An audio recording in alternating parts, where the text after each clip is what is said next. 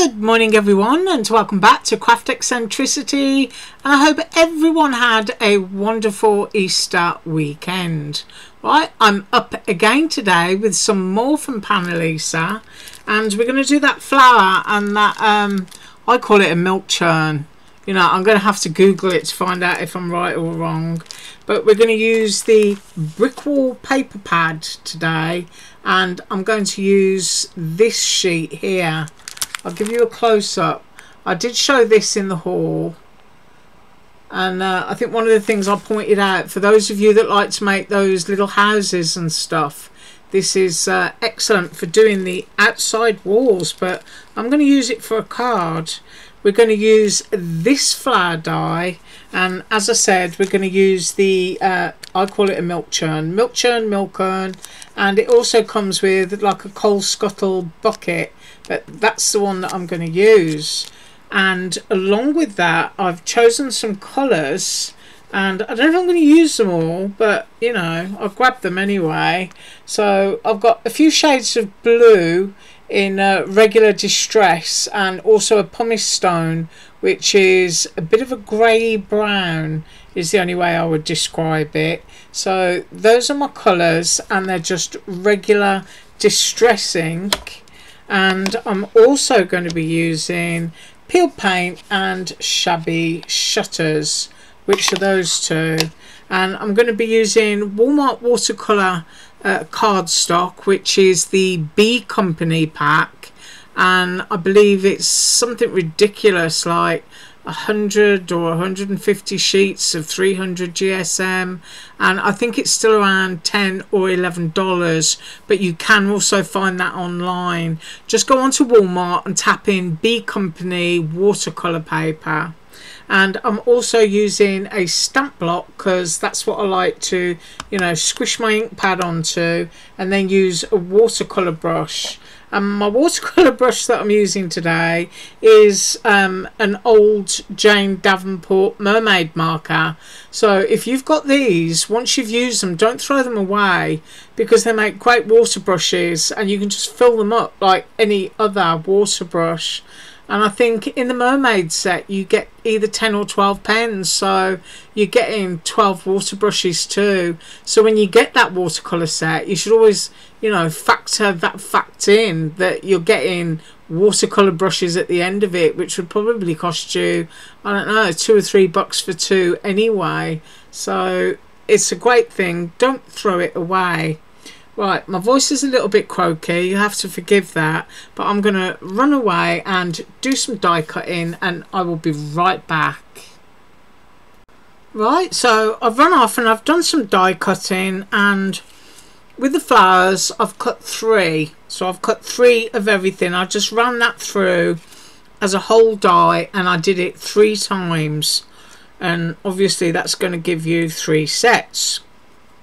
I've also cut the milk churn, and I've cut my base. Now what I did for my base, I decided I was going to go with the watercolour cardstock base, and I've cut a hole in my brick wall.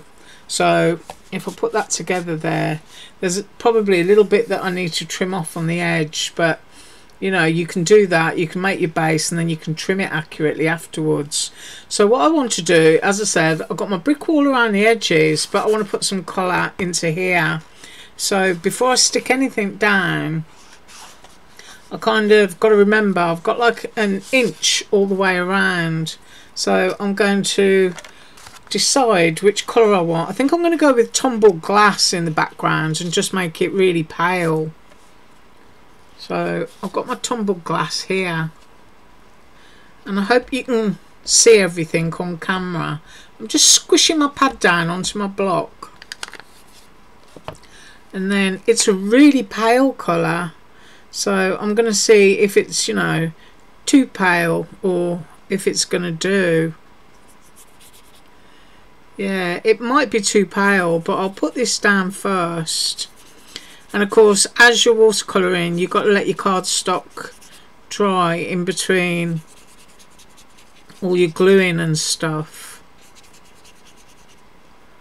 Yeah, that is absolutely too pale for me. So I'm going to, while that's moist, what I'll do is I'll just use up what's there and get my inch going all the way around, so that I know I'm sort of like fully covered within the aperture. So I've got that down. Like tumble glass too pale, I think I'm going to go with weathered wood, and I'm just going to leave what I've got down on my block, and I'm going to put that down. This is going to be a lot darker, so let's have a look at this. Give my watercolour brush a good squeeze. Yeah, I think that's going to be better. Yeah, that's much better. So I'm just squooling that around. If you've got any little bits on your brush like this that are coming off on your paper, just kind of tap them and wipe them off.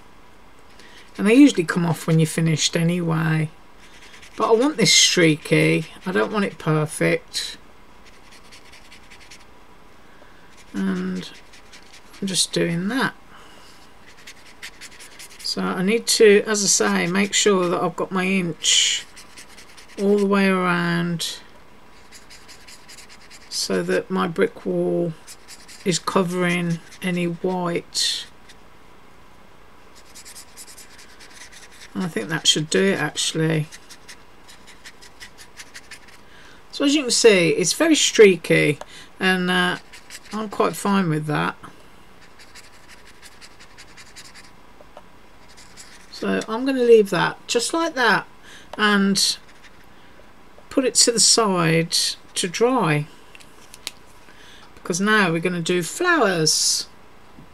And what I will do, as I've cut so many, I'm kind of going to do one set. I've got to sort out what one set is first, and then I'll do the others off camera and come back and we'll put it together.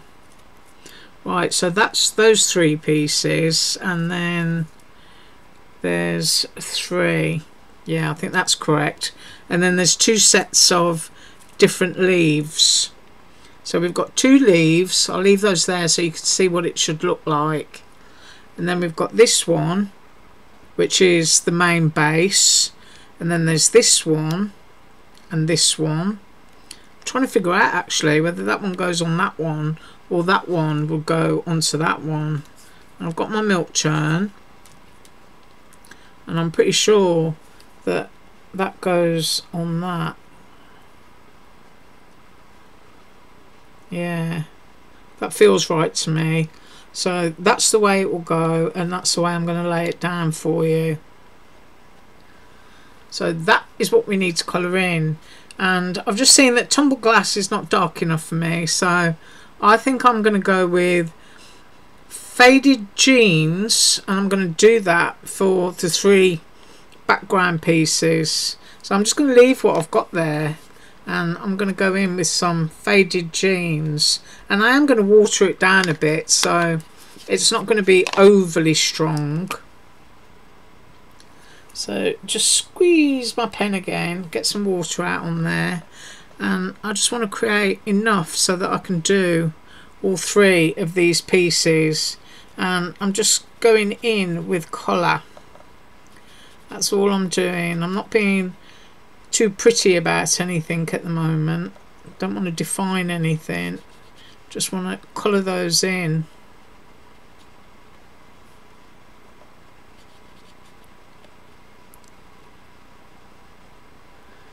Oops, got a little bit of overlap. Catch those white pieces, and I think while they're still a bit wet, I'm going to put some pumice stone on those and see what that looks like, just to catch those edges. So that's basically what your faded jeans is going to look like, but I'm going to get some pumice stone now, and I'm just reaching across the table because I was very good and got myself a piece of kitchen paper so I can wipe my block off if I needed to. and where is it? There it is, pumice stone. So let's have a look at this. That's a very, very strong colour. Yes, it is. And I'm definitely going to be putting some water into that. I've still got blue in the brush, and that's okay. But I'm just going to swirl that around. And I think what I want to do here is kind of like catch the edges. And because it's already wet, it's just going to run up into places. So I'm just going to hang on to it. Yeah, just be brave. That's what I say.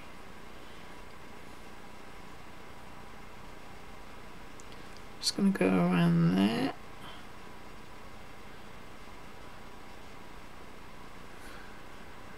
And if you feel you've got any edges that you don't really like or they're too harsh for you, just add a little bit more water.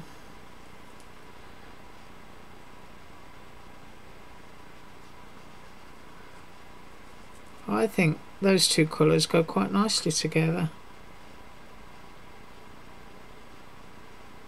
And they are going to be layered up, so you're going to get some, you know, tonal differences in your layers.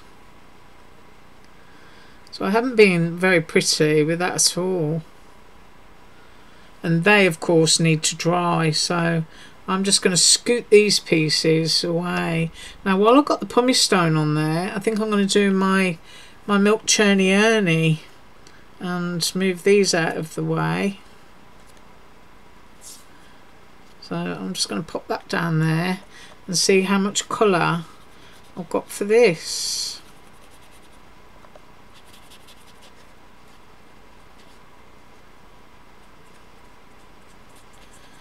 So that's looking quite pale at the moment.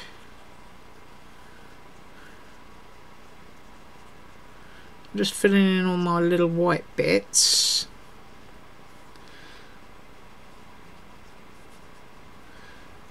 Ooh, you can let me know below what you got up to for your Easter weekend. As I was saying to you on Friday, I couldn't really do much. It's been raining, but I did manage to get all the fertiliser down. Now what I want to do with this is I'm going to blot it. And that's made it a lot paler. I hope my camera isn't all blurred. Let's get in there. You can see I've been really naughty. I'm quite dehydrated at the moment.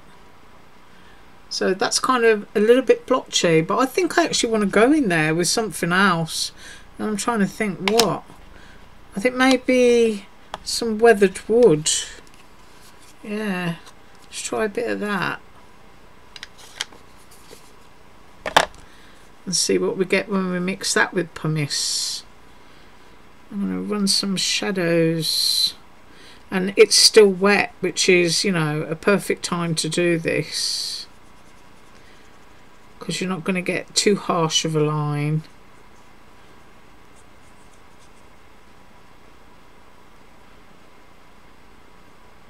I'll go under there.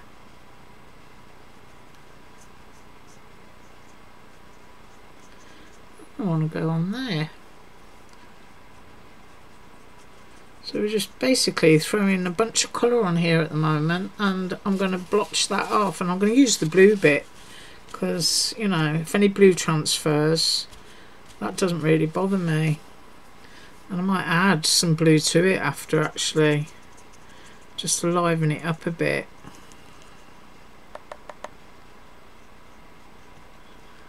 I mean, you can spend hours just going over something, but I'm going to blot that,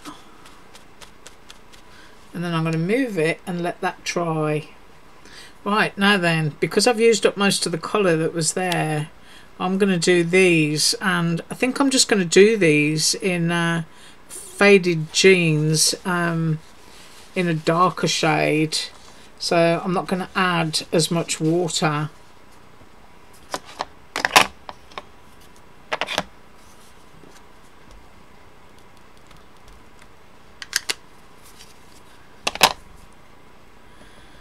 So I'm going to make these darker. And like there's a little bit of fluff on my brush. I've got these quite close together. And then I think I will put some pumice stone on, just to define the edges on these as well. So I made those bits. They're quite considerably darker than up here. You may or may not be able to kind of like see that. Hopefully when I move everything out of the way to finish the card, you'll be able to see it. But I think I'm definitely going to put some pumice stone on. I'm not going to bother cleaning my pad. I'm just going to push that down there. And I think I'm going to, yeah, this is making it a lot darker, so I kind of like that.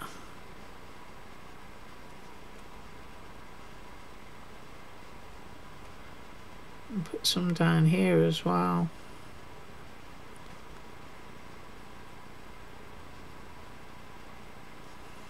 So those are darkened up considerably, and I'm moving them out of the way. I just got a thumbprint in them.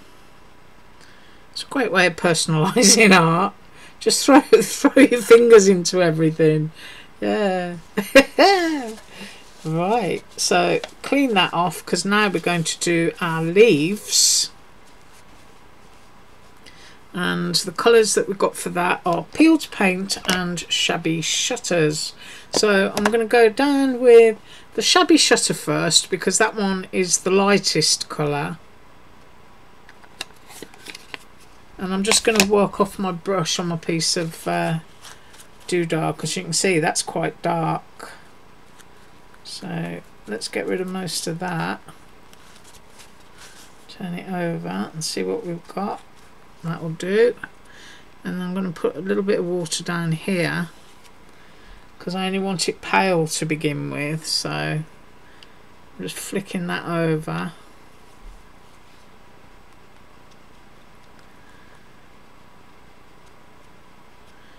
I'm just quite literally tickling them.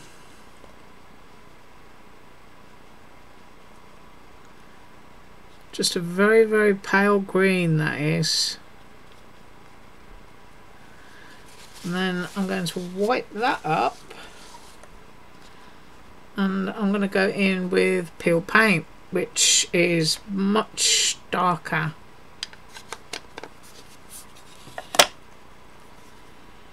And I'm going to go the stems and the undersides with the peel paint. So just think about, you know, where your shadows might be, and drop your paint down accordingly. As I said, my brain is always fixated at the light coming in from the left, so everything on the right is always in shadow.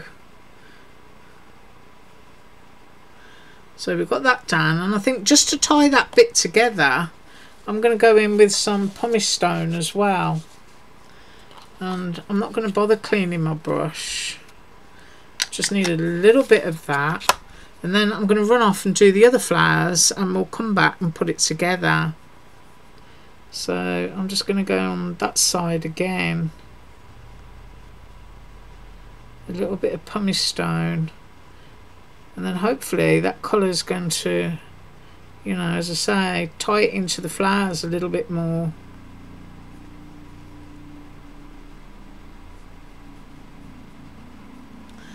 Right, I am obviously leaving these to dry. I'm going to go into all the others, which are these here, and I will be right back. Okay, so I've done a lot of my colouring, and even though they're still wet, I've kind of like glued them together. So I'm going to show you how these go together, and we're going to start with this one, and then I'm going to layer it onto the large one. So you just need to kind of like position them where you want them, really, and only put your glue at the bottom. So that's going to allow you, once it's dry, to fluff the bits and bobs up if you need to. Right, the next one is this. In fact, I'm going to put my glue here, So if I make sure that I'm keeping my glue down in one area, I'm hoping that's going to solve my problem for me. But as I say, you know, I'm showing you how to do this one, and then I've got to go off for a minute and let everything dry, because there's absolutely no way I can fluff these up while they're damp. And then we're going to go there. So you've got all those great layers, and then you need to carefully pick it up and decide where about here you want to go. I'm going to go a little bit more there so that I can see the petal that's sticking through, and I'm holding my pieces together while I actually apply my blob of glue there, because they're just going to swing around in the humidity. Right, so I'm going to go there for that one. Right, these are all drying, and I will be back in a minute.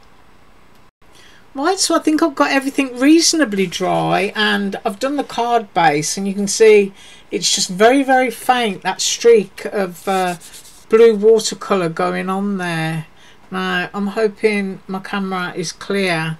Right, now, as always, it's a matter of doing what you want to do. Now, you can fluff your flowers up by holding the glued line that you put down at the bottom. As I say, my stuff is still a bit damp, so I'm I'm being a bit brave here. But you know, once yours is dry, you'll be able to fluff your flowers up and kind of decide where exactly you want them. So here's another one, and I'll kind of, you know, I'm fluffing stuff up and thinking about it. And then I've got this one. I don't think this one is quite dry yet. I think this was the one I just did for you.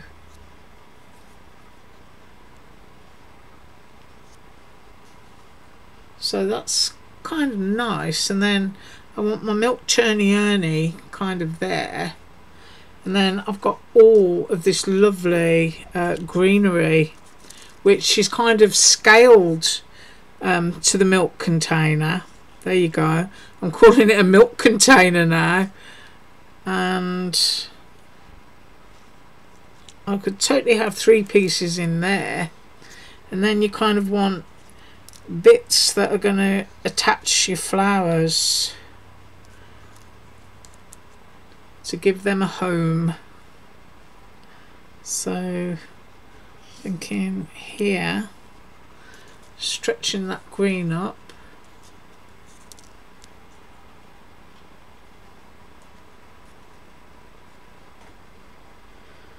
across that,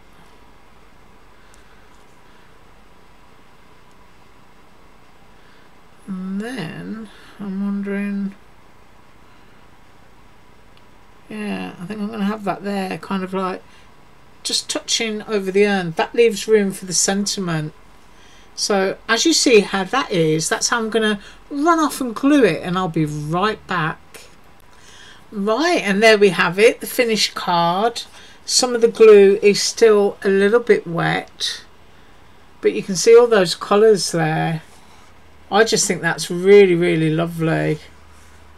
I like that, and it's a lovely space for a sentiment. I like that. You could actually use a little bit of twine, tie a tag around there if you wanted to, give it a little bit more dimension. You could put it onto a solid white background so that you've got you know, another background behind your brick wall, which would also look nice. But I just love that. There's your milk churny urny. But just really, really enjoyed making that. Right, I thank you so much for joining me today. I am up with more from Panalisa tomorrow. I think I've got a few more flowers and I'm going to finish those off. So have an absolutely awesome day. Thank you so much for joining me, and as usual, all links below. Bye.